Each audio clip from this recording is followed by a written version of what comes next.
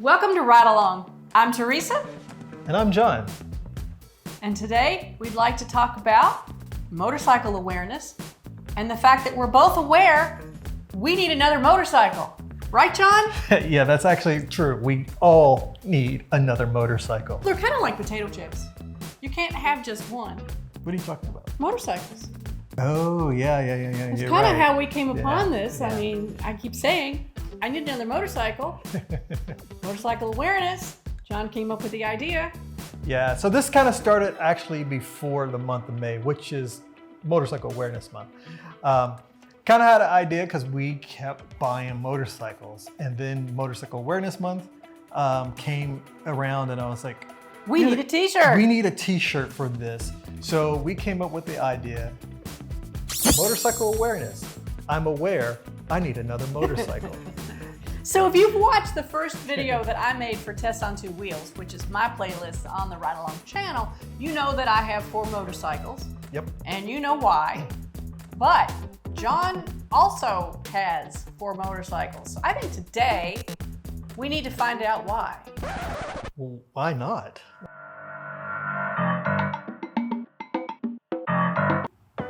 How did you come to own 4 motorcycles? I wanted them. 1 in a million. Well, to back up a little bit, John had sold his motorcycles. He had a Ducati ST4, and prior to that, he had a Ducati 797, no, Yep. 748. 748, right, Yes. right. Which we had in the living room. Crazy. So anyhow, we started looking at getting back into the sport, and our mutual friend bought a Ducati Scrambler. 800cc. Correct. Right. The Cafe Racer.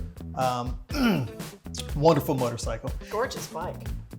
But because we were experienced riders, my friend and I, he liked the bike, but he needed more. He had it, what, a couple of months, rode it around, got really, really back into the sport, and then was like, I need more.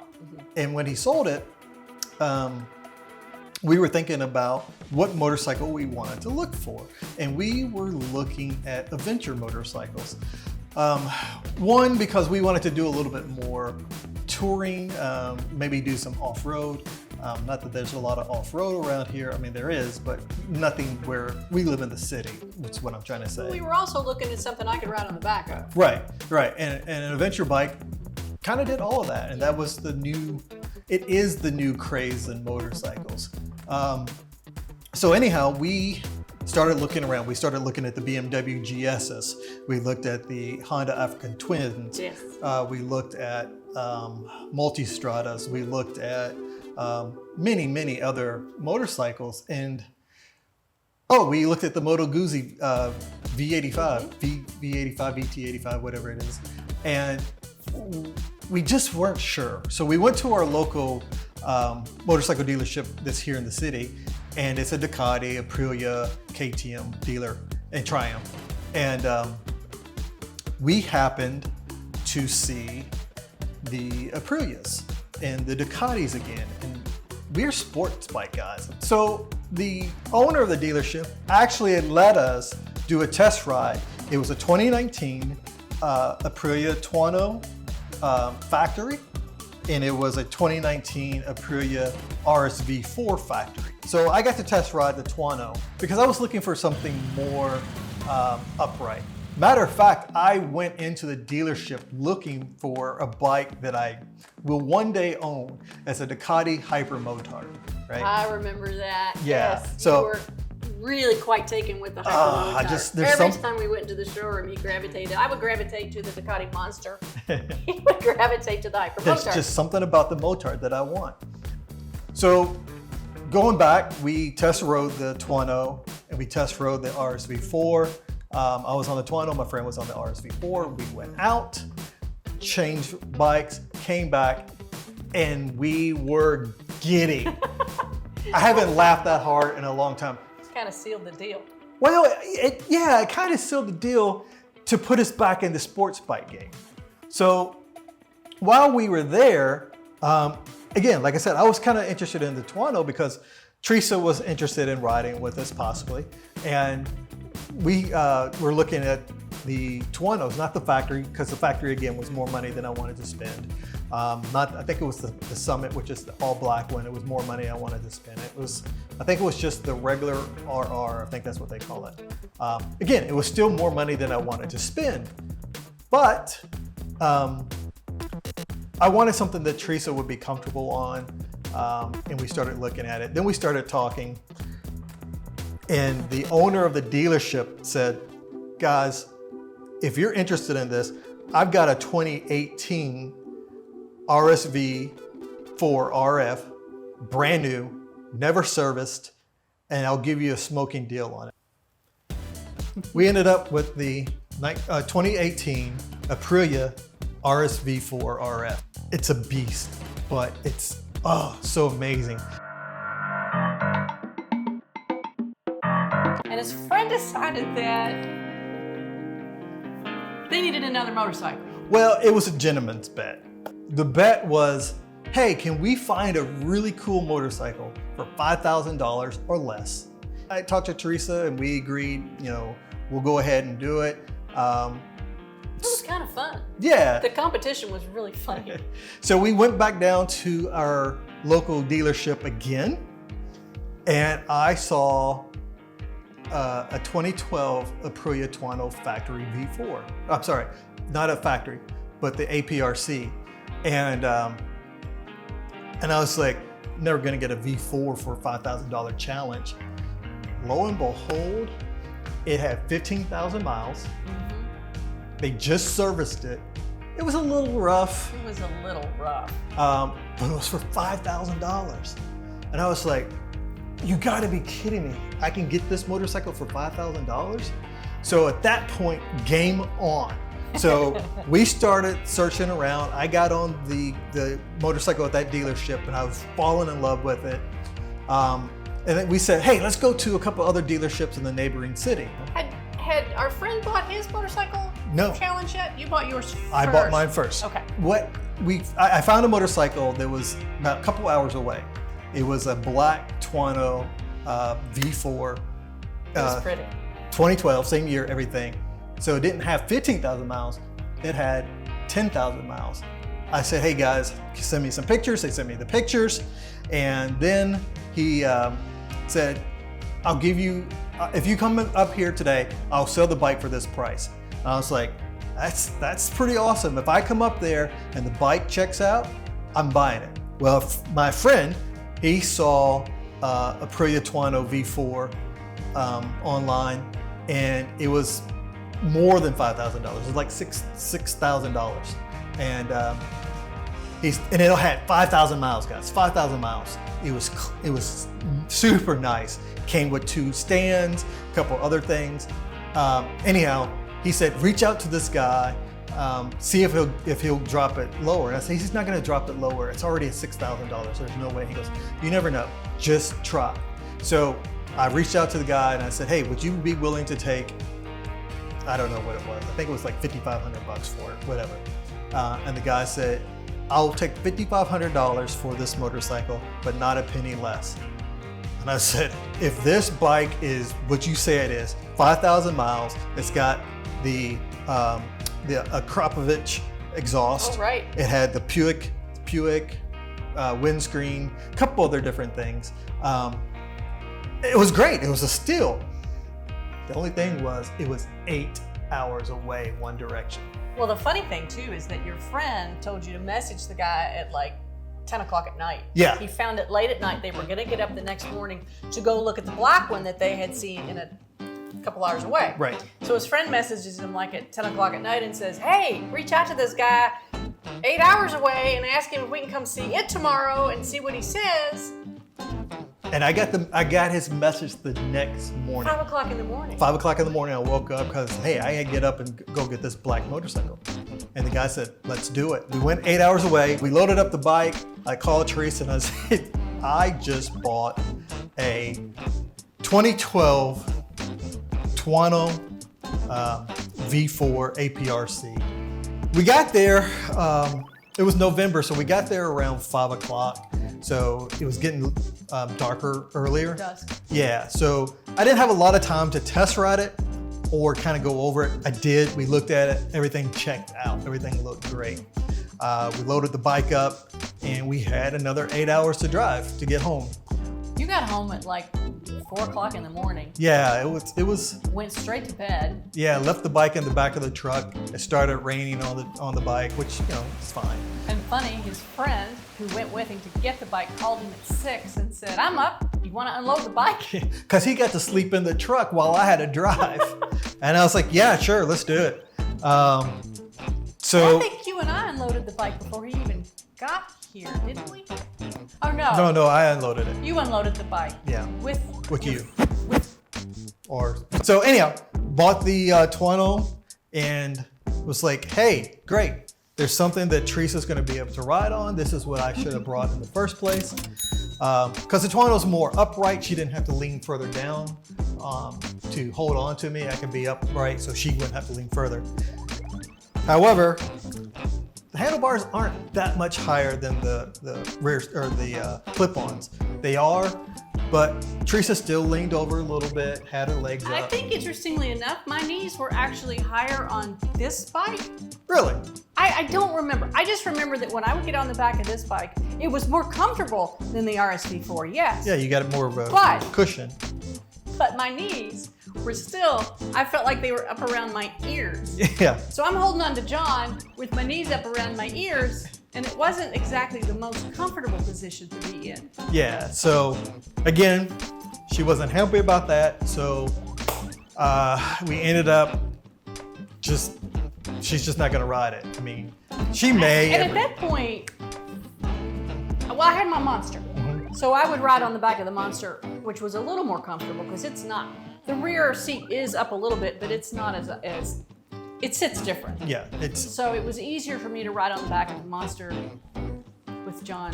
And the Monster and her Bonneville, they're not as torquey as this thing, so it's not going to shoot her back when we accelerate. Anyhow, so guys, that's when I got the Tuono V4. That was a $5,000 challenge. Funny thing is, my friend, he bought a Tuono V2. So I think his is 2009. His is still getting worked on. Yeah, his has been in pieces for a really long time. I mean, he's got it pretty much put together, but he's just kind of taking his time. So I win because mine works. I spent a little bit more than $5,000. So that was November-ish of 2020. Yes. So we started talking about wanting to do longer distances, like going on some trips, going to some motorcycle races, but take the bike instead of the car. Right. Go see some really cool sights. Just go for a nice ride. Something that I would be really comfortable riding on the back of for long distances too, because even on the Triumph and the Ducati Monster, it's not as easy for me to ride on the back of it would be on an adventure bike. Right. So we started looking at adventure bikes, but we started also looking at tourers. Right. But we looked at the BMW GSs. Then we looked at the BMW K Series motorcycles. That's the one that I really fell in love with. Yeah, oh my gosh, we saw a beautiful one. I climbed up on the back of that and it was so comfortable. I was like, this is the bike. Yeah. If you're gonna do this, this is the bike. And that was the K16 Grand America. Gorgeous. Love it. All black. Oh, it's an amazing motorcycle. So we looked at those. We looked at the African Twins again. Those are cool. But we realized quickly that the African Twin was not going to be comfortable for her. We'd just be right back in the same boat of getting a Tuono. Then we looked again at the Moto Guzzi, the V85s. We looked at a Triumph.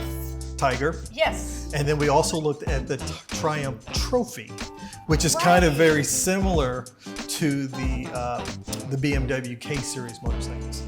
So we looked at a whole bunch of things. We didn't look at Gold Wings or anything like that. You did look at new Multistradas, and they were expensive. Yeah, we actually looked at the new V4 Multistradas and we entertained it. And I was just, again, don't want to break the bank. There was no point in it. Not when you've already got. Right, not when you. motorcycle. Right, and I didn't want to spend another whatever it costs to get a brand new Multistrada just for her not to be happy. Because we needed to ride it for a while to know. So anyhow, we started looking around and my friend said that he was going to get a Multistrada. And I said, whatever, you've been looking at Multistradas, and he's a Ducati guy, right? Yeah. So I kind of had a suspicion that he would. But he kept looking at KTMs. He looked at the KTM Super Dukes. He looked at all kinds of things. And anyhow. It just seems like that every time he picks a bike and says that's what he's going to buy, he goes to the right and buys something else. Yeah, that's typical of him. He'll, and I know you're watching this, so you know who you are. He'll say that, hey, I'm gonna go buy X bike, but he generally ends up back with a Ducati. So one day we were out at another dealership, and we were looking at gear and stuff. That's the day that he talked us into buying lots of gear in preparation for us buying a Multistrada. Yeah, because if you got the gear, now you got to buy the bike. Right. There's no excuse. Right. So we ended up looking at some gear. We bought some stuff, and then he. Do you remember? He had bought the bike, but he hadn't told us. He was keeping it a secret because he wanted the bike to be ready. Yeah, and he called me. He had taken it apart. He had gotten it. Taken it apart and wanted it back together before he surprised you with it. Yeah, and he called me and said, hey, can you come over and help me with something? And I'm like, yeah, sure. So I ran over to his house and I was like, what do you need? And I thought he was talking about the Tuono because he was still working on the Tuono. He said, yeah, it's out in the garage. And so he opened the garage and there is set this Multistrada, Ducati Multistrada Pikes Peak. It was like, you gotta be kidding me. And that motorcycle is a peach. I love his motorcycle. Pretty. It's a 2016, and I fell in love with it. The thing is, it handles well. It's for what it is. It's lightweight. It's got all the luggage space that he needs, and he got all kinds of aftermarket goodies with it. So anyhow, he had a Multistrada, so now I got to step up to the plate and buy something. So Teresa and I That talked. was December. Yeah, that was December. And then we started trying to find you a Multistrada Yeah. that wouldn't break the bank, that would be Right. more in line with what we wanted to spend. And we were looking at Pikes Peaks, believe it or not, but couldn't find them. They were selling like hotcakes. As soon as you see one, gone. He Buy actually another had one. an appointment to go look at a bike somewhere. Yeah, And yeah. they sold it out from under it. Yeah, actually, that's true.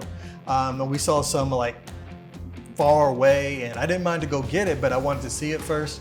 And they're like, it's sold. And I was like, come on, man, you got to be kidding me.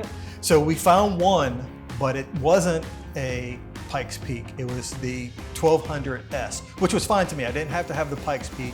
In all actuality, I thought the 1200S would be great for her and I because I didn't have to set the ride height. All I had to do is just hit a button and it does it for us. Anyhow, guys, meet the 2017 Ducati Multistrada 1200S. Volcano gray, Super comfortable. super I comfortable. love it. It's got a top bag, the pillion. Backrest. So Teresa has something to lay back on. So if I give it a little throttle, she's not gonna fly off. And I'm not holding on to John Right. because I've got these wonderful bars here to grab next on the side of me, and I'm not leaning over bonking John's helmet accidentally, which happens. Right, it does. Plenty of storage space, plenty of power for both of us. This one, guys, again, was 8 hours away. Did a little test ride, and lo and behold, she was great. Only had 16,000 miles, I believe, on it. So got a great deal on it.